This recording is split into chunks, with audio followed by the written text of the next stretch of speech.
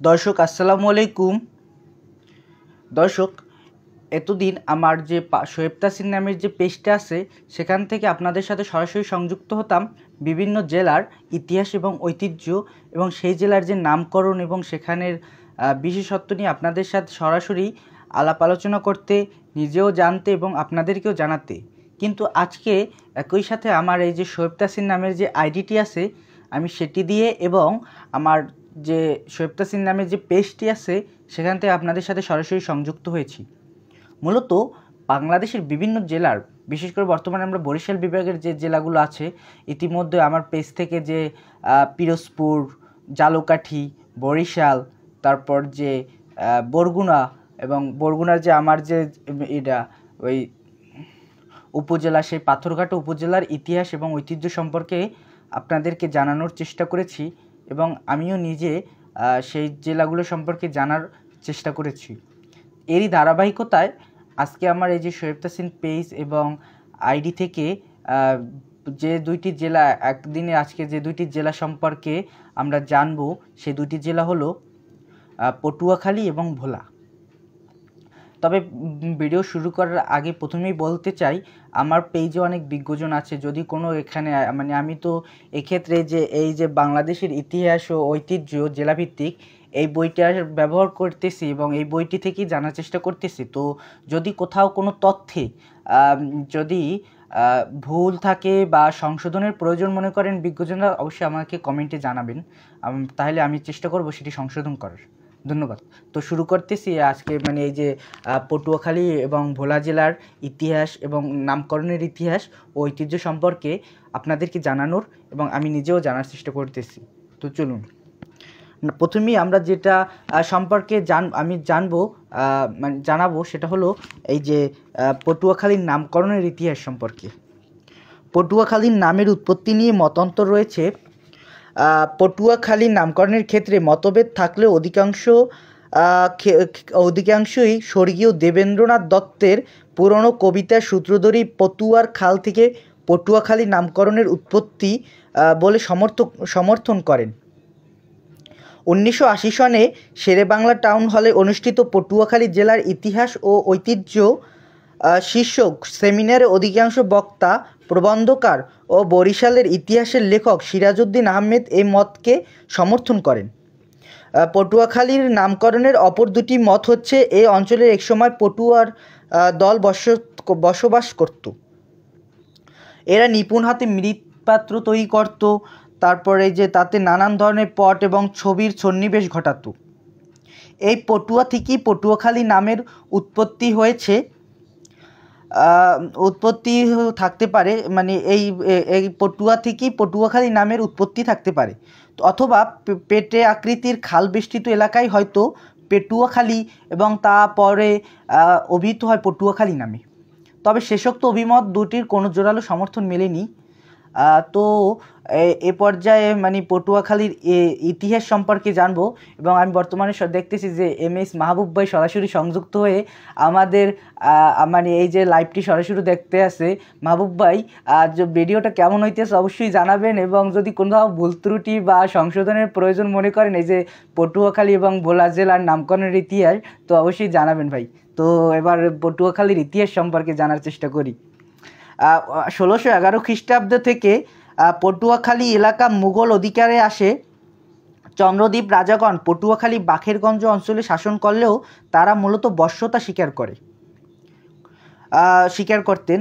তো 1757 সালে নবাব সিরাজউদ্দৌলার পরাজয়ের কারণে সাবেক বাংলাদেশের বিহার ও উড়িষ্যা সহ অন্যান্য অংশের ন্যায় বর্তমান পটুয়াখালী অঞ্চলও ইস্ট ইন্ডিয়া কোম্পানির শাসনাধীনে আসে। বিদেশি শাসনের প্রথম বৎসরগুলোতে পটুয়াখালী বাখেরগঞ্জ এলাকার ঢাকা প্রদেশের অন্তর্ভুক্ত ছিল। 1807 সালে বরিশালের জজ ম্যাজিস্ট্রেট হয়ে আসেন মিস্টার বেটি। দক্ষিণাঞ্চলে সুন্দরবন কেটে বসত বৃদ্ধি পাওয়ার বেটি শাসনামলেই 1812 সালে পটুয়াখালীকে নিয়ে গঠন করা হয় মির্জাগঞ্জ থানা। পরবর্তীতে দেওয়ানি শাসন প্রসারের জন্য 1817 সালে বরিশালে স্থাপন করা হয় পৃথক 4টি মুন্সিপি চৌকি। এগুলো হলো বাউফল, কাউখলী, মেহেন্দিগঞ্জ ও কোটেরহাট চৌকি। বাউফল চৌকির প্রথম মুন্সেফ হয়ে আসেন ব্রজমোহন দত্ত। 1860 সালের 1 জুন বাউফল থেকে চৌকি স্থানান্তর করা হয় লাউকাঠিতে। ব্রজমোহন দত্ত লাউকাঠি চৌকির মুন্সেফ ছিলেন। ব্রজমোহন দত্ত প্রস্তাব করেন পটুয়াখালীর নাম নতুন মহকুমা প্রতিষ্ঠার। 1867 সালের 27 মার্চ কলিকাতা গ্যাজেটে পটুয়াখালী মহকুমার সৃষ্টির ঘোষণা প্রকাশিত হয়। 1871 সালে পটুয়াখালী মহকুমা রূপান্তরিত হয় এবং জমিদার হৃদয় শঙ্করের পুত্র কালিকা প্রসাদ রায়ের নামানুসারে লাউকাঠির দক্ষিণ পাড়ের নামকরণ করা হয় কালিকাপুর। এখানেই গড়ে ওঠে শহর, মহকুমা শহর সদর অফিস স্থাপিত হয় কালীবেড়ি পুকুরের পূর্ব পাড়ে। নতুন মহকুমার নাম হয় পটুয়াখালী। পার হয়ে গেল 1 শতাব্দী, এলো 1969 সন। ইতিহাসে সংযোজিত হলো দেশের সাগর বিধৌত নতুন এক জেলা পটুয়াখালী। 1969 সনের 1 জানুয়ারি খুলনা বিভাগের তৎকালীন কমিশনার AMF জেলা প্রশাসকের ভবনের দরবার হলে পটুয়াখালী জেলা প্রশাসনের কার্যক্রম উদ্বোধন করেন এবং একই বছরের 9 মার্চ পটুয়াখালী জেলার আনুষ্ঠানিক উদ্বোধন করেন তৎকালীন পূর্ব পাকিস্তানের governor vice admiral SM Ahsan. তো এবার চলুন পটুয়াখালীর ঐতিহ্য সম্পর্কে জানি। পটুয়াখালীর ঐতিহ্যের ভিতর রয়েছে কুয়াকাটা সমুদ্র সৈকত।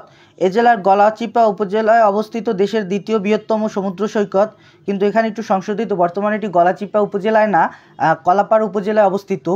সম্ভবত যে মহিপুর ইউনিয়ন বা আলিপুর ইউনিয়ন এরকমইতে, বাট এ জায়গায় তো উল্লেখ করা আছে যে গলাচিপা উপজেলায়, কিন্তু আসলে বর্তমানে তো এটি যে কুয়াকাটা সমুদ্র সৈকত অবস্থিত কলাপাড়া উপজেলায়।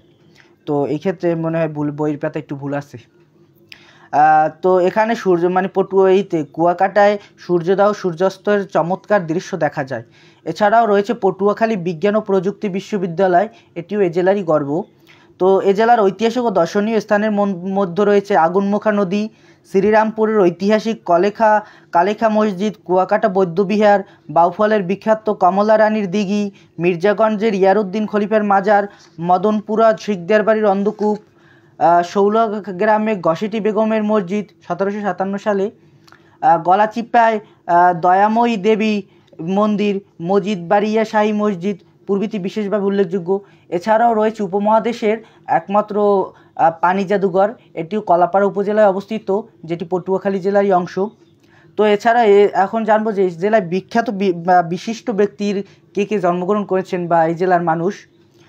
এই জেলায় জন্মগ্রহণকারী বিশিষ্ট ব্যক্তিদের মধ্যে রয়েছেন উপন্যাসিক সত্যন সেন, হীরালাল দাশগুপ্ত, মোস্তফা মজিদ প্রমুখ বিশেষভাবে উল্লেখযোগ্য। তো এটি ছিল মূলত পটুয়াখালী জেলার ইতিহাস ও ঐতিহ্য। এবং এর পরবর্তী জেলা হিসেবে এখন আমরা ভোলা জেলার ইতিহাস, মানে নামকরণের ইতিহাস এবং ভোলা জেলার যে ঐতিহ্য, তারপর ভোলা জেলার যে বিশিষ্ট ব্যক্তি কে আছেন, তো সেগুলো জানার চেষ্টা করব। এবং এই মুহূর্তে তো দেখতে পাচ্ছি যে আমার ভোলা জেলার বন্ধু নিলয়বালাও সংযুক্ত হয়েছে, আমার লাইভটি দেখতে আছে বর্তমানে সে। তো প্রথমেই ভোলা জেলার নামকরণের ইতিহাস সম্পর্কে জানি। চলুন। ভোলা গাজী নামে একজন প্রসিদ্ধ বুজুর্গ ব্যক্তির নামে এই দ্বীপের নাম হয় ভোলা। ভোলা জেলার নামকরণের পিছনে স্থায়ীভাবে একটি লোককাহিনী প্রচলিত আছে যে ভোলা শহরের মধ্য দিয়ে বয়ে যাওয়া বেতুয়া নামক খালটির এখনকার মতো অপ্রশস্ত ছিল না। একসময় এটি পরিচিত ছিল বেতুয়া নদী নামে। খেয়া নৌকার সাহায্যে নদীতে পারাপার করা হতো। বুড়ো এক মাঝি এখানে খেয়া নৌকার সাহায্যে লোকজন পারাপার করত। তার নাম ছিল ভোলা গাজী পাটনি। বর্তমানে যোগীর গোলের কাছেই তার আস্তানা ছিল। এই ভোলা গাজীর নাম অনুসারেই একসময় স্থানটির নাম দেওয়া হয় ভোলা, সেই থেকে আজ অবধি ভোলা নামেই পরিচিত। তো ভোলা জেলার ইতিহাস সম্পর্কে এবার জানবো যে ভোলা জেলার পূর্বের নাম ছিল দক্ষিণ শাহবাজপুর। 1822 অবধি শাহবাজপুর তৎকালীন বাকেরগঞ্জ জেলার একটি অংশ ছিল। 19 শতকের গোড়ার দিকে মেঘনা নদীর সম্প্রসারণের কারণে জেলা সদরের থেকে দক্ষিণ শাহবাজপুরের সাথে সংযোগ স্থাপন করা কঠিন হয়ে পড়ে।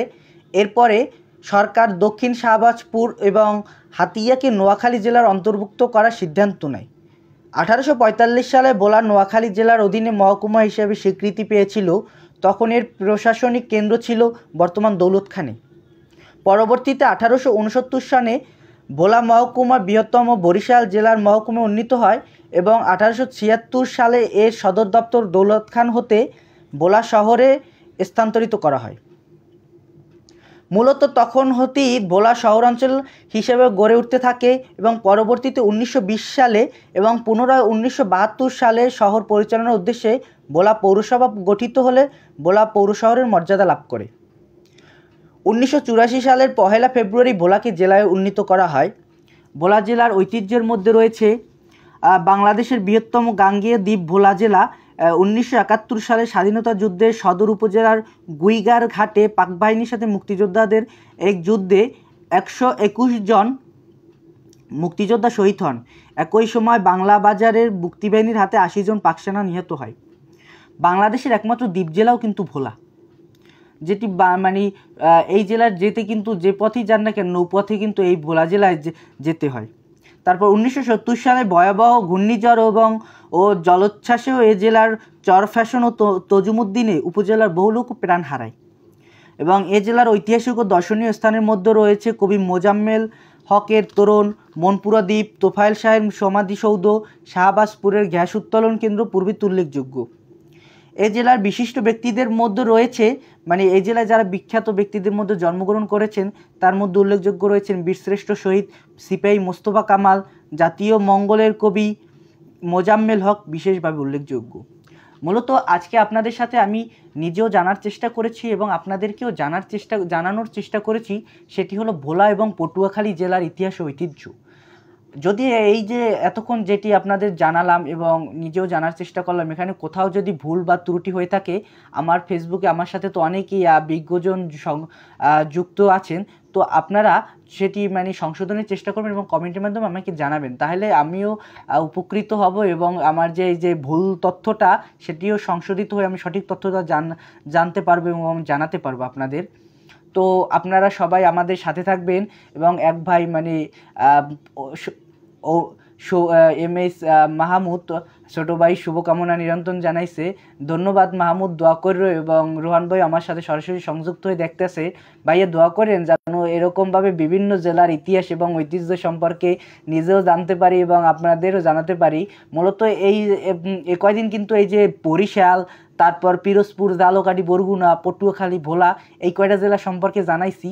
তো বরিশাল বিভাগের মূলত বরিশাল বিভাগের 6টা জেলা ছিল এবং 6টা জেলাই মানে এর মাধ্যমে জানানো হয়েছে বা 6টা জেলার শেষ। এবার অন্য কোনো জেলা মানে অন্য কোনো বিভাগের অন্য কোনো জেলা আপনাদেরকে জানানোর চেষ্টা করব, আর আমিও নিজেও জানার চেষ্টা করব। আর হয়তোবা পরবর্তীতে ভাই রোহান ভাই আপনার গাইবান্ধা জেলাও থাকবে, সেটাও মানে কোনো একটা ভিডিও বা কোনো একটা লাইভে সরাসরি সংযুক্ত হয়ে গাইবান্ধা জেলার ইতিহাস এবং ঐতিহ্য আপনাদেরকে জানানোর চেষ্টা করব।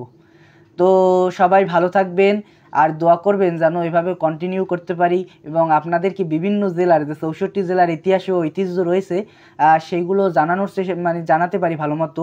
ইতিমধ্যে কিন্তু 6টা জেলার ইতিহাস এবং ঐতিহ্য আপনাদেরকে সরাসরি জানাতে পেরেছি এবং অতীতের যে লাইভগুলো ছিল সেটি আমি সরাসরি আমার যে শোয়েব তাসির নামের একটি পেজ আছে সেখান থেকে যুক্ত হয়েছি।